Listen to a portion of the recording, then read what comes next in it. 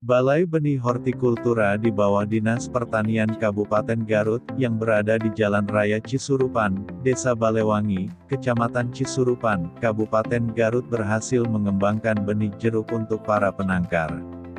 Berdasarkan penuturan Kepala UPT Balai Benih Hortikultura, Gilar Indra Raharja, SP, sejarah dibentuknya Balai Benih ini erat kaitannya dengan peristiwa musnahnya jeruk Garut akibat serangan hama penyakit CVPD dan letusan Gunung Galunggung.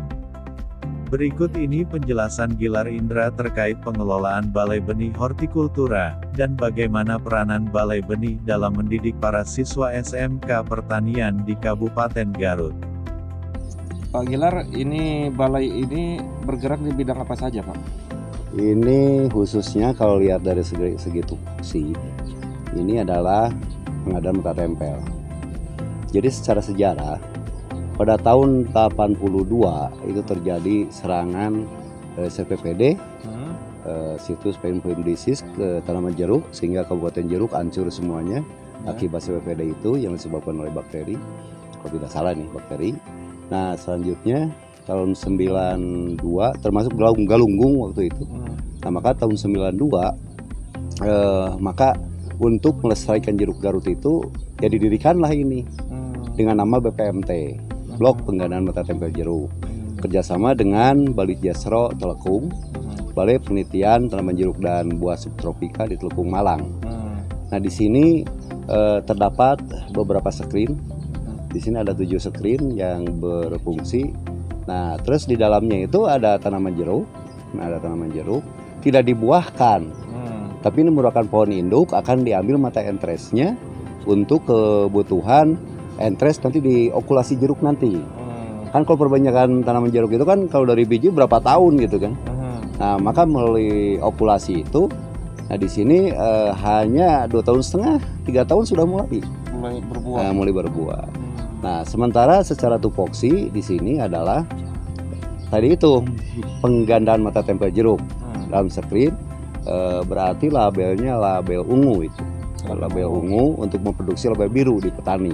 Label ungu itu kalau boleh dijelaskan untuk apa? Sebar, bibit sebar atau bibit pokok? Bibit pokok. Ya, benih pokok gitu. Kalau benih sebar itu label biru. Oh biru. Nah iya, oke. Terus intinya dari sini kerjasama dengan penangkar Kabupaten Garut atau mungkin penangkar di luar Kabupaten Garut yang membutuhkan mata entres. Nah ini sumbernya dari sini. Mata entres ini sampai ke Lampung, sampai ke Jawa Timur, kadang kala Cirebon, wilayah Jawa Barat, dan beberapa kota lainnya begitu. Nah, terus kita punya bibit itu ada 3 varietas yang kita kembangkan. Ya, satu bibit jeruk keprok Garut, yang kedua pohon induk Siem Madu, satu lagi ini Trigas itu, keprok Trigas ya, keprok Trigas. Dan kebetulan mulai pengadaan tahun kemarin kita ada beberapa poin induk diadakan juga sejalan dengan perkembangan di lapangan. Di sini ada yang baru itu, kalau Jepang itu dekopon. Kalau kita ini ada kita ngambil dari sana untuk kelas itunya, kelas label biru benih pokoknya itu DN Sebilungan. Nah, terus ada varietas lain yang berkembang di masyarakat juga karena sering permintaan. Nah, masalah lain juga timbul di mana batang bawah ini sulit didapat, bahkan petani asal mengambil bijinya dari mana saja gitu. Nah maka kami mengembangkan batang bawah jeruk nanti untuk diproduksi sebagai bibit jeruk jenis JC sesuai anjuran arahan dari Balai Jasro. Nah itu JC, Japanese Citrun, untuk batang bawahnya. Diharapkan ke depan, nah ini kita memproduksi JC itu, nah kita kembangkan di sini bibitnya melalui okulasi, selanjutnya dibagikan ke para penangkar batang bawah. Karena proses okulasi itu 1 tahun itu. 1 tahun. 1 tahun. Ya, 1 tahun. Pertama penyemaian biji aja itu udah 3 bulan penyemaian pertama. Yang kedua ada penyemaian kedua itu di penangkar, itu 3 bulan juga. Ditempel, nah sampai pemasaran 3 bulan. Itu siap dipasarkan. Proses administrasi itu 3 bulan, jadi 1 tahun. Jadi tidak sedikit ya, bukan tidak, waktunya itu tidak singkat gitu, cukup lama. Itu hampir mencapai 1 tahun. Nah seperti itu. Nah di sini kita memiliki lahan kurang lebih area perkantoran dan screen ini 7.000 meter ya. Area kebun untuk kegiatan agroinovasi ini kalau luasan ini 1 hektar. Tapi karena lahannya miring begitu, populasi tanaman paling masuk sekitar 11 ribuan gitu, 11.000 12 ribuan untuk komoditas tomat, cabai kubis begitu. Dan kita pengembangan sekarang juga di sini di luar konsep anggaran pemerintah, kita juga mengembangkan tabula pot gitu ya. Di sini kemarin sudah perbanyakan 450 dengan dana swadaya aja di sini.